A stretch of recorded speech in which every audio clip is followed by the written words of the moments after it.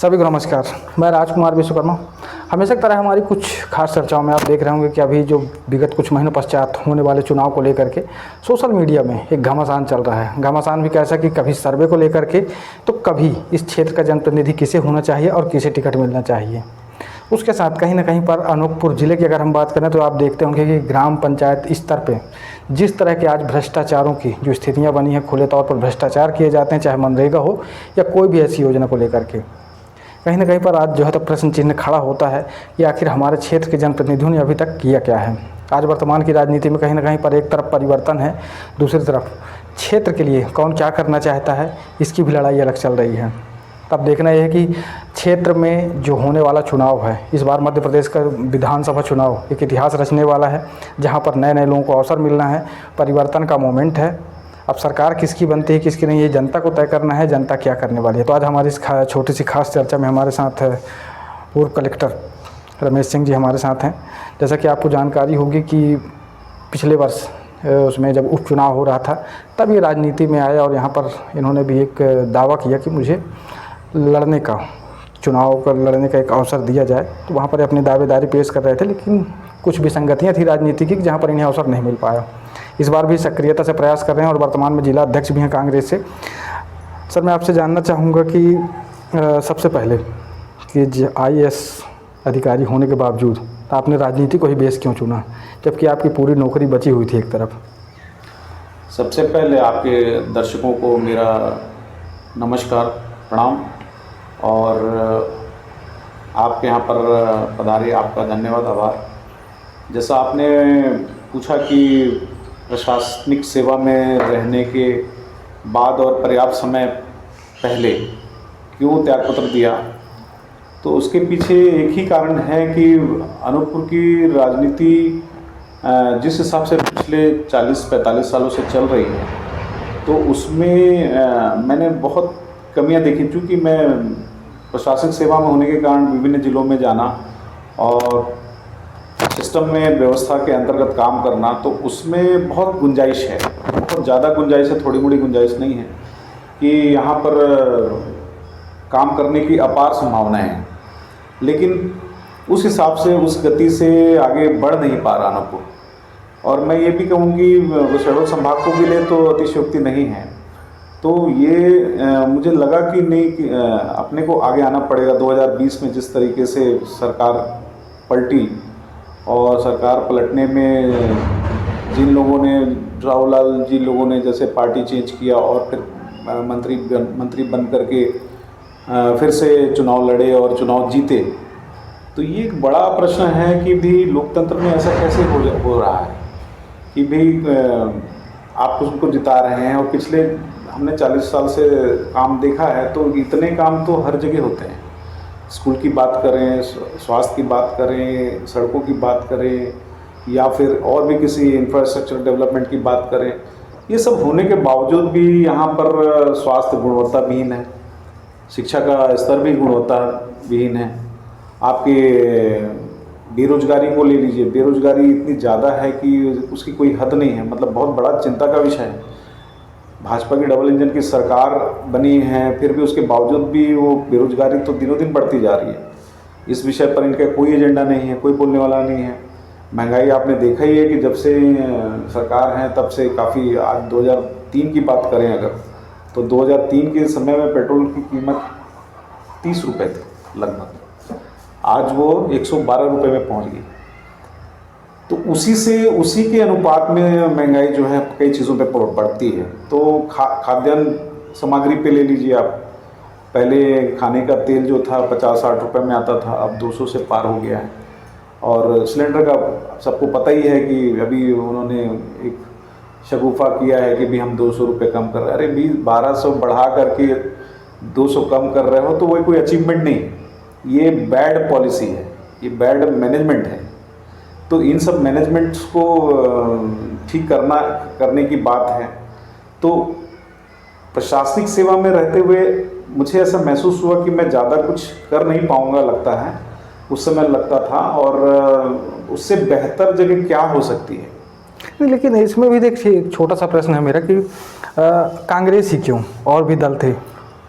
ये एक बहुत अच्छा प्रश्न है। कांग्रेस के बारे में 1885 में इस पार्टी की स्थापना हुई थी और इसके बहुत सारे उद्देश्य थे उस समय, लेकिन उसमें से एक बहुत महत्वपूर्ण उद्देश्य था कि इसमें इस पार्टी के साथ में जितने लोग भी स्वतंत्रता संग्राम में शामिल हुए, जिनके मेहनत से शुरुआत करें तो महात्मा गांधी जी से, जवाहरलाल जी से, मोतीलाल जी से, सुभाष चंद्र बोस जी से, और भी ऐसे कितनों नाम ले सकते हैं आप।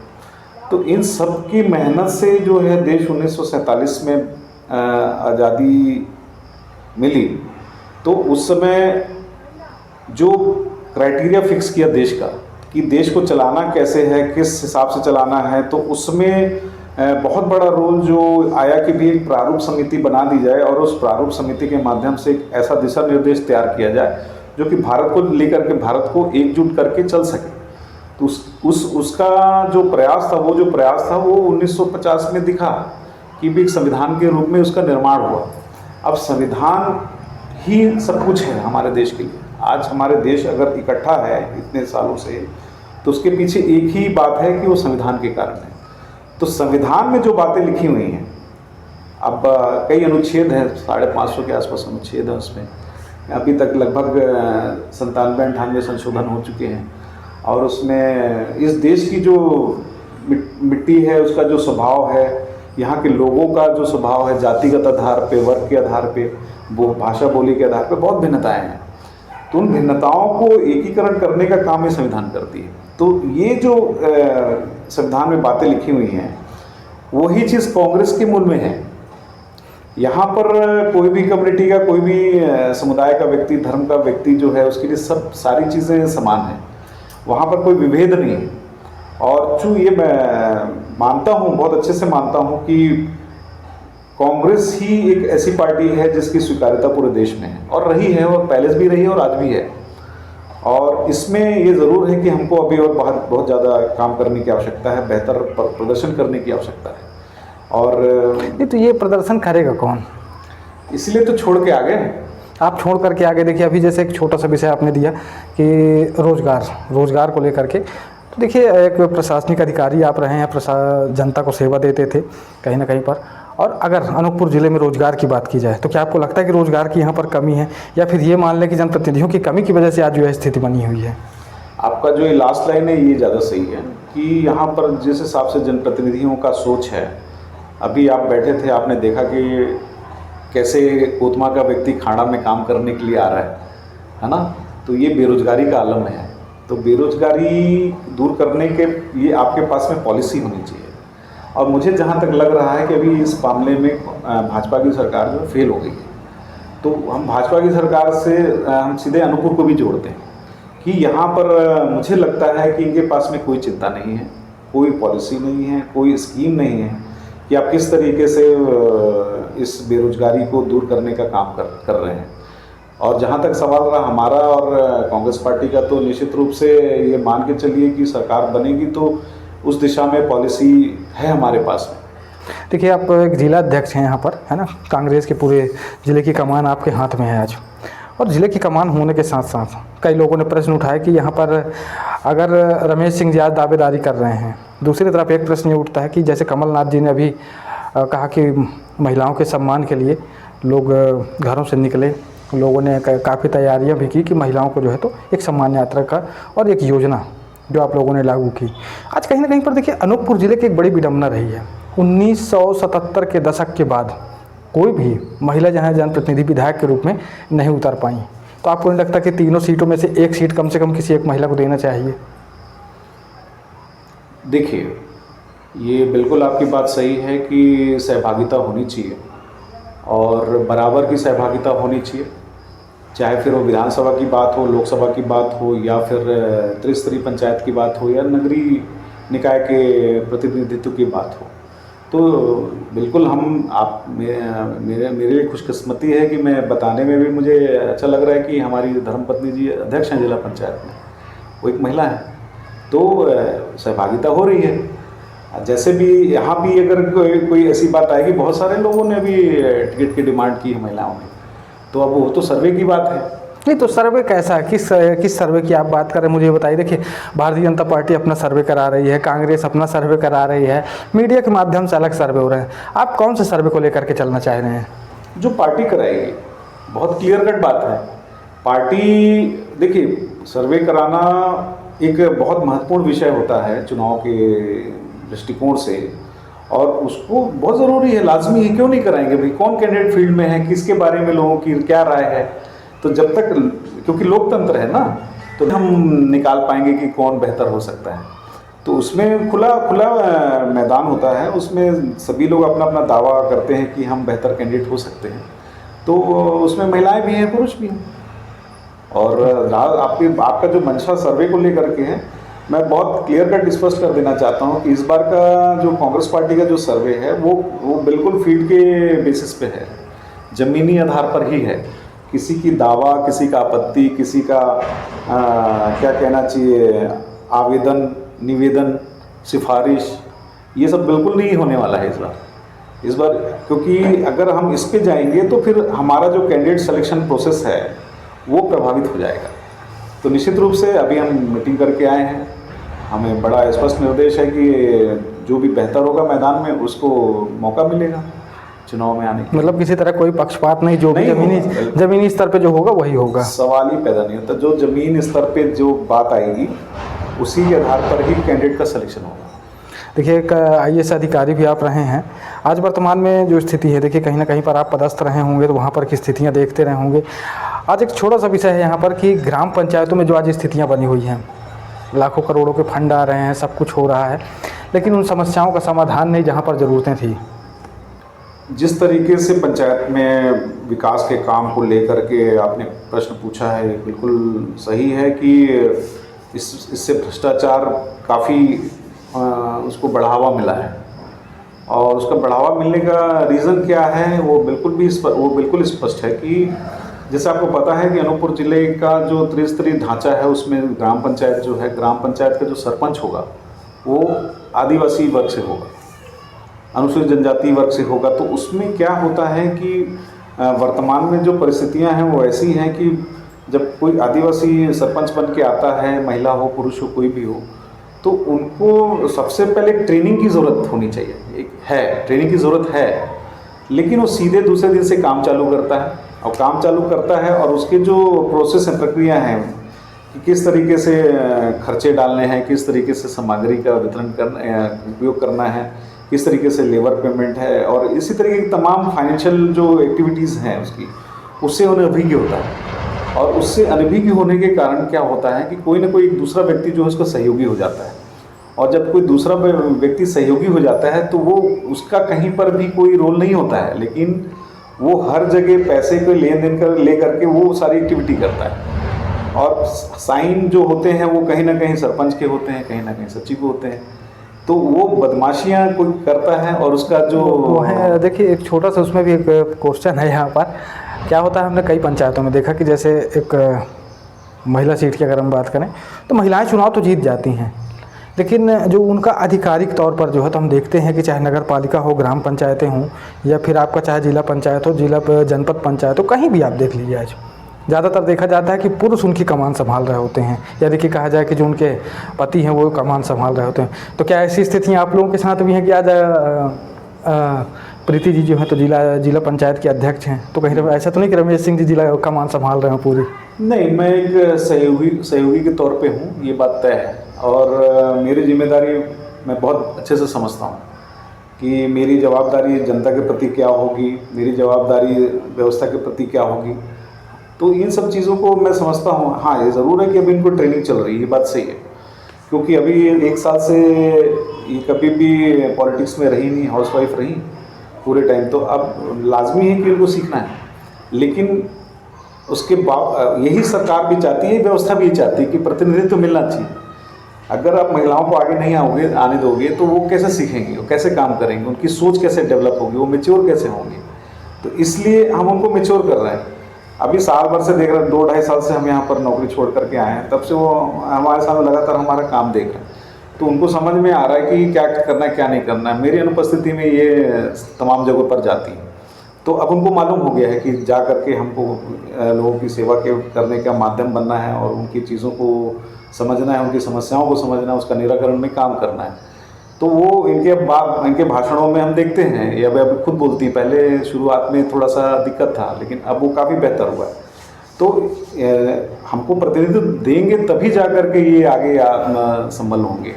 तो वो बिल्कुल सही है। और दूसरी बात, ये जो सहयोगी के रूप में सरपंच पति के रूप में जैसे बोला जाता है, तो ये बिल्कुल जिम्मेदारी से यही ट्रेनिंग की आवश्यकता है कि भी जो भी चुन करके आता है उसको ट्रेनिंग दी जाए कि भी आप गांव के लिए चुने गए हैं, गांव ने आप पर विश्वास किया है, पंचायत ने आप पर भरोसा किया, जनपद के जितने भी वार्ड हैं उसमें वो आपको वोट मिले हैं, आपके ऊपर भरोसा किया गया। जिला पंचायत का भी ये स्थिति, विधानसभा लोकसभा सबकी स्थिति है। तो जब आप पे भरोसा किया गया तो उसको एहसास करें। वो चीज़ अभी फेल हो गए यहाँ पर। अभी जो पुराने जनप्रतिनिधि रहे हैं अभी तक जो चलते आ रहे हैं, उन्होंने इस दिशा में काम ही नहीं किया, इसको बल्कि अपनी सुविधा अनुसार मरोड़ा है, जिसका भी जीता जागता उदाहरण आपके सामने अभी पेश हुआ था। देखिए, अभी हाल फिलहाल जैसे चुनावी अगर मसलों की बात करें तो यहाँ पर कई सारी चीज़ें आज देखने को मिलती है सोशल मीडिया में। कार्यकर्ता आपस में भिड़े हुए होते हैं, तो कहीं ना कहीं पर अब एक छोटा सा प्रश्न ये भी बनता है कि भाई अगर मान लीजिए पार्टी आपको अवसर देती है ना, तो पार्टी अगर आपको अवसर देती है तो कहीं पर आप ये तो नहीं कहने वाले कि मेरी सरकार नहीं है इसलिए मैं कुछ कर नहीं पाऊँ। सवाल ही पैदा नहीं होता, सवाल ही पैदा नहीं। तो मैं पिछले 1 साल से हमारी सरकार नहीं है, फिर भी लोगों का लगातार काम चलता है, लगातार काम होता है। यहाँ पर लोग आते हैं क्योंकि योजनाबद्ध तरीके से जो इंफ्रास्ट्रक्चर डेवलपमेंट को लेकर के या फिर किसी और विषयों पर, स्वास्थ्य को लेकर के, शिक्षा को लेकर के जो डेवलपमेंट हो रहे हैं वो तो होते ही हैं, उसमें सरकार से कोई भी रहे वो काम होना ही होना है। इसके अलावा भी जो है, जैसे बहुत सारे लोगों के मामले जो है तहसीलों से संबंधित होते हैं, बहुत सारे लोगों के मामले जो हैं पुलिस से संबंधित होते हैं। ऐसे काफ़ी लोग आते हैं, फ़ोन भी आते हैं, हम उनको बात करते हैं, अधिकारियों से बात करते हैं, अधिकारियों से बात करके उनका निराकरण कराते हैं। तो कुल मिला के जो सिस्टम है, सिस्टम को लेकर के गुड फीलिंग पब्लिक में होना चाहिए। वो कोशिश सरकार रहे या ना रहे, कोई फ़र्क नहीं पड़ता है, काम करना बेहतर है। हाँ, हम काम पे विश्वास रखते हैं। हम और जाते हैं, हम कलेक्टर से बात करते हैं, एसपी से, आईजी, डीआईजी से, भोपाल भी जाऊंगा तो प्रिंसिपल सेक्रेटरी, चीफ सेक्रेटरी। तो देखिए, अभी जैसे अगर क्षेत्र की बात करें अपन, तो आपको पता होगा कि आज अनूपपुर ज़िले में तमाम कई ऐसे ग्राम पंचायत स्तर में देखा जाता है जहाँ प्राथमिक माध्यमिक विद्यालय जो हैं जर्जरता का शिकार हो चुके हैं। तो कई वर्षों से शिकार हैं, ये भी नहीं कि साल 2 साल से, कई वर्षों से देखा जा रहा है। नए भवनों की स्वीकृति होनी चाहिए थी। आज यहाँ पर देखा जाता है कि सांसद महोदय भी सी अनूपपुर ज़िले से, मंत्री महोदय भी सी अनूपपुर ज़िले से होते हैं, लेकिन कार्यवाहियों के नाम पर जो है तो किसी तरह की कोई पहल नहीं होती और ना ही कोई भी किसी तरह की कोई पहल विपक्ष कर रहा होता है। नहीं, ऐसी बात नहीं है। अभी इसी गांव की बात करेंगे, यहाँ एक आंगनबाड़ी थी अभी, ठीक है, उसको ढा दिया गया क्योंकि वो जीर्ण शीर्ण हो गई थी। एक नया बिल्डिंग हमने अभी प्रयास करके नया बिल्डिंग लाया आंगनबाड़ी का, तो निर्माण हो रहा है। ये सीसी रोड स्कूल तक ले जाना है, अभी आधी बनी है, अभी पूरी। नहीं, तो ये तो आपके गांव का मसला हो गया। देखिए, जहां पर आप निज मतलब हम साक्ष्य की बात में, देखिए मेरे कहने का मतलब है भाई, आपके पास आज आने वाले समय में हो सकता है पूरे अनूपपुर विधानसभा की जिम्मेदारी हो, तब तो आपको कुछ ना कुछ कदम उठाना पड़ेगा ना। इस बारे में ऑलरेडी हमारा कदम चल रहा है। अभी मैंने बहुत सारे ऐसे जगहों पर, जैसे ओडेरा की बात कर लें, फिर आपका गुडिया की बात कर लें, फिर चाहे आपका कुदरी की बात कर लें, ऐसे कई स्कूल हैं जो जीर्ण शीर्ण हैं, उनका हमने लिख करके दिया और उसमें वो उसके मरम्मत भी हो गए। प्रक्रिया और भी जैसे जैसे हमारे संज्ञान में बात आती जा रही है, वो सारी चीज़ों को हम लिख करके देते हैं और उस पर काम होता है। ऐसा बिल्कुल भी नहीं है कि कोई बोल दे कि नहीं ऐसा कुछ नहीं है, वो क्योंकि देखिए सतत प्रक्रिया है। आज जो बिल्डिंग है 20 साल बाद में कहीं ना कहीं उसमें कोई ना कोई कमी आएगी, तो उसका मरम्मत होना चाहिए। जैसे चिल्हारी का पंचायत है, चिल्हारी का पंचायत जाके देखेंगे उसकी दीवारें ऐसी फैल गई, हमने लिख करके दिया है। अब वो नया पंचायत भवन बनेगा, वो कम से कम नहीं तो 20 लाख का बनना है। अब वो पैसे का अरेंजमेंट अब चल रहा है, क्योंकि अभी इलेक्शन आ गया है तो हम ज़्यादा टाइम अभी उधर नहीं दे पा रहे हैं, तो नहीं तो वो भी अभी कहीं ना कहीं से पैसा अरेंजमेंट हो जाएगा। तो इस बार के चुनाव में क्या है, देखिए आप लोगों की मंशा मैं जानना चाहूँगा कि आप लोग जो है तो किसी दावेदार को लेकर के या फिर खुद की दावेदारी को लेकर के, या फिर आप ये मान के चल रहे हैं कि कांग्रेस जिसे टिकट देगी हम उसका सपोर्ट करने वाले समर्थन करेंगे? देखिए, दावा तो मेरा 2020 में भी था और दावा 2023 में भी है, तो वो हमारे आला कमान को पता है, सर्वे भी चल रहा है हमारा। और सारी चीज़ें हैं, और ये बात बिल्कुल सही है कि जो ग्राउंड रिपोर्ट आएगी, ग्राउंड रिपोर्ट के आधार पर ही टिकट मिलेगी। तो जब ग्राउंड रिपोर्ट ओरिजिनल रहेगी, सही रहेगी और उसके आधार पे टिकट मिलेगी, तो निश्चित रूप से जिसको भी टिकट देंगे उसके लिए हम लोग फिर चुनाव लड़ेंगे, चाहे फिर मैं हूँ चाहे कोई हो। चलिए, बहुत बहुत धन्यवाद रमेश जी। यहाँ पर से इस चर्चा को जो है तो विराम देते हैं, और अगली कड़ी में जो है तो कुछ ऐसी खास चर्चाओं को लेकर के हम फिर से मैदान में होंगे। और कहीं ना कहीं पर अभी जैसे रमेश सिंह जी से हमारी चर्चा हो रही थी, कांग्रेस के जिला अध्यक्ष वर्तमान में हैं आज, और कहीं ना कहीं पर विधानसभा चुनाव को लेकर के जो है तो तमाम तैयारियां की जा रही हैं। किसी भी तरह का जो है कोई प्रयास पीछे नहीं छूट रहा है। तो अब देखना यह है कि आने वाले समय में किस तरह की स्थितियां बनने वाली, कैसी परिस्थितियां होंगी, तो इसको लेकर के हम भी चुनावी मैदान में होंगे, कहीं ना कहीं पर लोगों से चर्चाएं कर रहे होंगे। इसके साथ मैं विराम देना चाहूँगा। मैं राजकुमार विश्वकर्मा, धन्यवाद।